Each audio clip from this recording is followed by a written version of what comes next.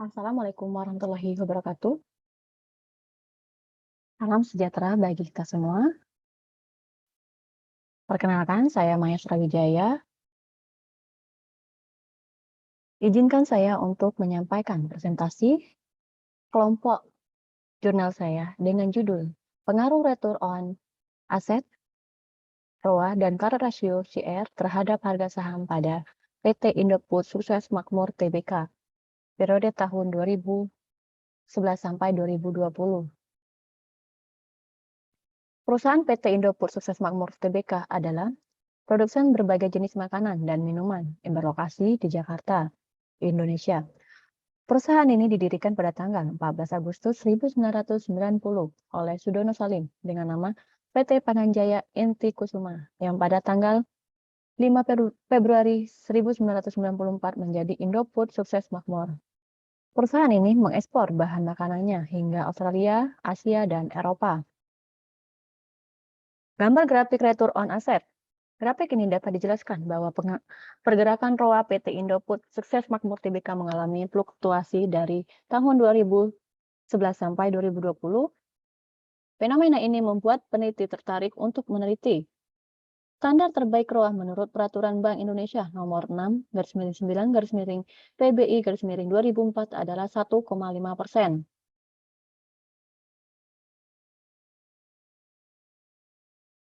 Gambar grafik current ratio. Dapat dilihat, grafik ini memperlihatkan peningkatan CR PT Indofood Sukses Makmur Tbk tahun 2011 ke 2012, yaitu dari 194% menjadi 205%. Namun setelah itu cenderung menurun. Dan terendah terjadi pada tahun 2018 di mana CR sebesar 107%. Menurut Kasmir, 2016, standar industri manufaktur untuk current ratio adalah 2 kali, dalam kurung 200%. Jadi, berdasarkan tren analisis, current ratio dari PT Indofood Tbk masih di bawah standar industri, berdasarkan Kasmir 2016. Grafik harga saham.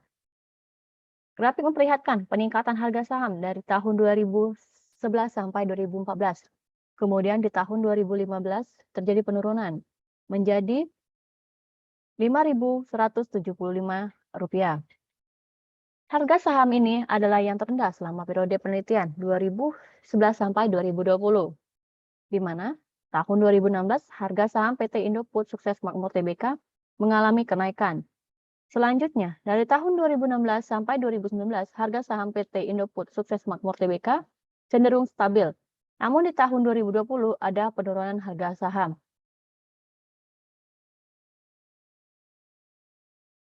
Adapun rumusan masalah pada penelitian ini adalah: 1. Apakah terdapat pengaruh return on asset ROA terhadap harga saham PT Indofood Sukses Makmur Tbk periode 2011 sampai 2020? Kedua, apakah terdapat pengaruh current ratio CR terhadap harga saham PT Indofood Sukses Makmur Tbk periode 2011 sampai 2020? 3. Apakah terdapat pengaruh return on asset ROA dan current ratio CR secara simultan terhadap harga saham PT Indofood Sukses Makmur Tbk periode 2011 sampai 2020? Di mana tujuan penelitian ini? Pertama, untuk mengetahui pengaruh return on asset ROA terhadap harga saham PT Indofood Sukses Makmur Tbk periode 2011 sampai 2020. 2. Untuk mengetahui pengaruh current ratio CR terhadap harga saham PT Indofood Sukses Makmur Tbk periode 2011 sampai 2020. 3. Untuk mengetahui pengaruh return on aset ROA dan current ratio CR secara simultan terhadap harga saham PT Indofood Sukses Makmur Tbk periode 2011 sampai 2020. Kerangka berpikir dari penelitian ini: X1, return on asset ROA diduga berpengaruh terhadap harga saham. X2, current ratio diduga berpengaruh terhadap harga saham. H3, Return on asset ROA dan current ratio diduga berpengaruh terhadap harga saham. Metode penelitian ini menggunakan deskriptif kuantitatif dengan objek penelitian PT Indofood Sukses Makmur Tbk. Dengan sampel penelitian ini menggunakan data dari laporan keuangan PT Indofood Sukses Makmur Tbk periode 2011 sampai 2010. Data yang digunakan adalah data sekunder yang diperoleh dari dokumentasi, studi, kepustakaan, dan internet research menggunakan SPSS versi 22. Dapat dilihat dari tabel analisis deskriptif kuantitatif.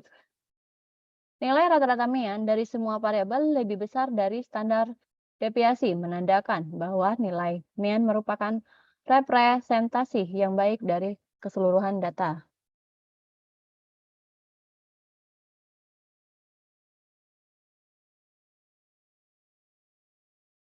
Hasil penelitian, uji normalitas. Grafik plot menunjukkan data residual dari penelitian ini terdistribusi normal, yaitu titik-titik penyebar sekitar garis diagonal. Uji heteroskedastisitas, grafik scatter plot, titik-titik menyebar secara acak serta tersebar baik di atas maupun di bawah angka 0 pada sumbu Y, maka disimpulkan bahwa tidak terjadi gejala heteroskedastisitas.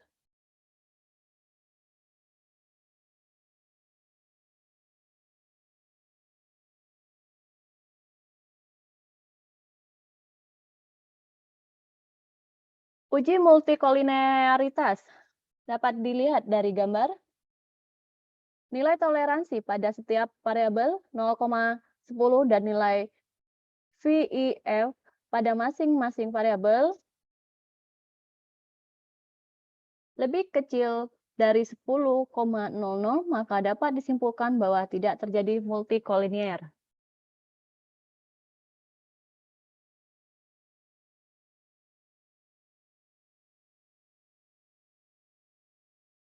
Uji autokorelasi. Uji autokorelasi dengan Durbin dan Watson. DL sama dengan 0,6291. DW sama dengan 1,685. 4 min DW sama dengan 4 min 1,685 sama dengan 2,315. DU sama dengan 1,6993 dalam kurung 4 min DW lebih besar dari DL dan lebih kecil dari DU.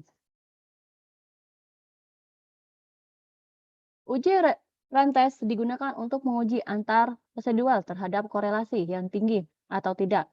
Nilai Ashim Sig 1 lebih besar dari 0,05, maka data tidak mengalami autokorelasi pada penelitian ini.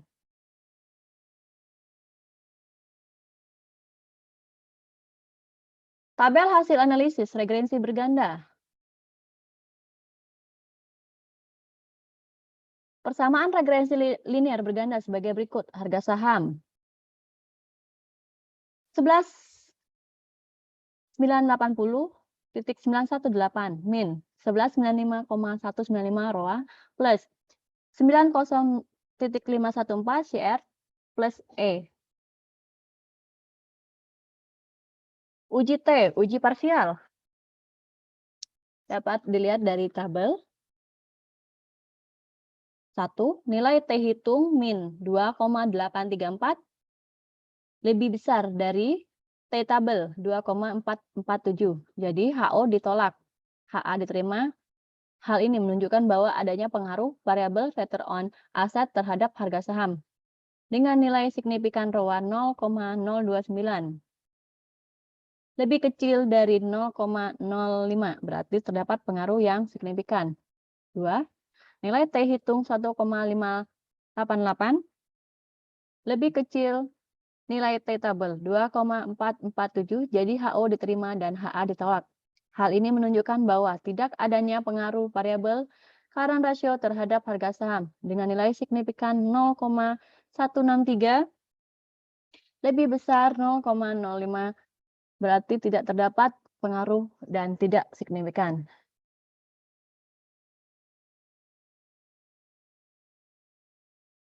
Uji F, uji simultan. Nilai F hitung 5,445 lebih besar dari F tabel 5,14. Jadi HO ditolak dan HA diterima. Hal ini menunjukkan bahwa variabel return on asset dan current ratio secara simultan berpengaruh terhadap harga saham. Dengan nilai signifikan 0,045 lebih kecil dari 0,05 berarti terdapat pengaruh yang signifikan. Uji koefisien determinasi. Dapat dilihat dari tabel, nilai R square adalah 0,645, artinya kontribusi.